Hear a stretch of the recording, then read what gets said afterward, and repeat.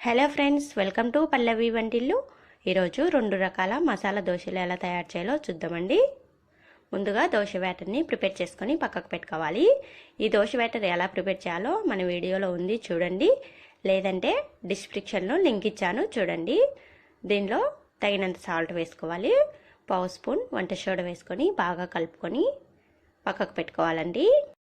ఈ పిండిని పక్కకు పెట్టుకొని ఇప్పుడు దోశలోనికి మసాలా ప్రిపేర్ చేసుకోవాలండి. అది ఎలా ప్రిపేర్ చేయాలో చూద్దాము. ముందుగా స్టవ్ పై కడాయి పెట్టుకొని 2 స్పూన్లు ఆయిల్ వేసుకోవాలి. ఆయిల్ కొద్దిగా హీట్ అయ్యాక పోపు దినుసులు, కొద్దిగా కరివేపాకు వేసి ఫ్రై చేసుకోవాలి. ఇవి కొద్దిగా ఫ్రై అయ్యాక ఇందులో సన్నగా కట్ చేసుకున్న క్యాబేజీ ముక్కలు వేసుకోవాలి. క్యాబేజీ ముక్కలను చాలా సన్నగా కట్ చేసుకుంటే త్వరగా మగ్గిపోతాయండి. ఇవి బాగా ఆయిల్లో ఫ్రై అవ్వాలి. ఇలా ఫ్రై అయ్యాక ఇందులోనే సన్నగా కట్ చేసిన ఒక ఉల్లిపాయను వేసుకొని ఫ్రై చేసుకోవాలి. ఇందులోనే ఒక క్యారెట్ని తురుముకొని వేసుకొని ఫ్రై చేసుకోవాలండి. ఇవన్నీ బాగా ఫ్రై అయ్యాక ఒక పచ్చిమిర్చిని కట్ చేసుకొని వేసుకోవాలి. చాలా సన్నగా కట్ చేసుకోవాలి. అలానే 2 బంగాళాదుంపలను ఉడికించుకొని మ్యాష్ చేసుకొని వేసుకోవాలి. ఇందులోనే ఒక 1/2 స్పూన్ పసుపు, 1/2 స్పూన్ సాల్టు, ఒక 1/2 స్పూన్ జీలకర్ర పొడి, ఒక 1/2 స్పూన్ ధనియాల పొడి వేసుకొని బాగా కలుపుకోవాలండి. ఇలా బాగా కలుపుకొని లాస్ట్గా స్టవ్ ఆఫ్ చేసి ఒక 2 స్పూన్లు నిమ్మరసం కలుపుకొని కొత్తిమీర చల్లుకొని పక్కకు పెట్టుకోవాలి. మసాలా రెడీ అయిపోయిందండి. ఇప్పుడు దోశలు ప్రిపేర్ చేసుకుందాము. స్టవ్ పై ప్యాన్ పెట్టుకొని ప్యాన్ కొద్దిగా హీట్ అయ్యాక దోశ పిండిని వేసి దోశలా పల్చగా రుద్దుకోవాలి. దోశలు అనేది చాలా పల్చగా రుద్దుకుంటే చాలా బాగా వస్తాయండి. ఇలా స్లోగా పల్చగా రౌండ్గా రుద్దుకోండి. ఇలా రుద్దుకొని దోశని కొద్దిగా కాలనివ్వాలి. ఇలా కొద్దిగా కాలాక ఆయిల్ వేసుకోండి. ఆయిల్ అనేది త్వరగా వేస్తే దోశలు అనేది మెత్తగా వస్తాయి, క్రిస్పీగా రావు.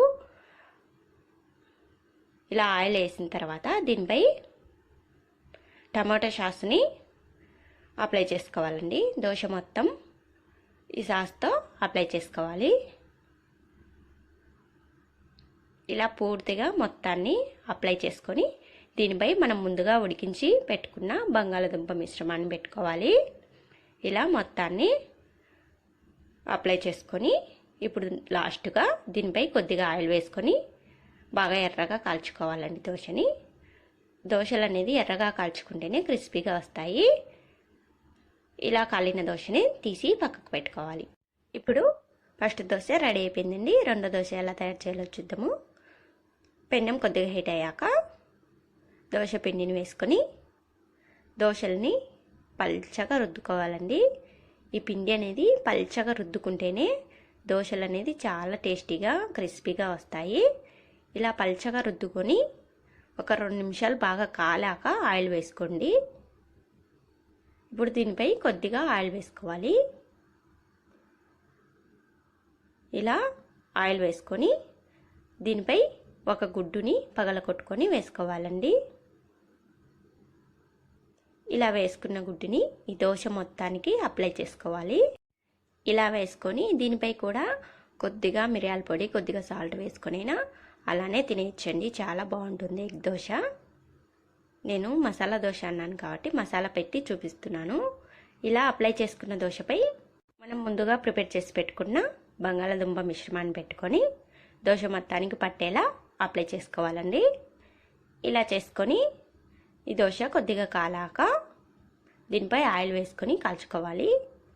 ఇలా ఆయిల్ వేసుకొని దోశని ఎర్రగా కాల్చుకొని స్టవ్ ఆఫ్ చేసుకొని తీసేయాలండి. ఒకవైపు కాలితే సరిపోతుంది. దోశ అనేది చాలా బాగుంటుంది. ఇలా 2 దోశలు ప్రిపేర్ చేసుకున్నాం కదండి. ఈ దోశల్ని చట్నీ లేకుండా అలాగే తినేయచ్చు, లేదంటే చట్నీతో సర్వ్ చేసుకోవచ్చండి. చాలా బాగుంటాయి. ఈ వీడియో మీకు నచ్చితే లైక్ చేయండి, షేర్ చేయండి. కొత్తగా చూస్తున్న వాళ్ళు ఉంటే మన ఛానల్ని సబ్స్క్రైబ్ చేసుకోండి.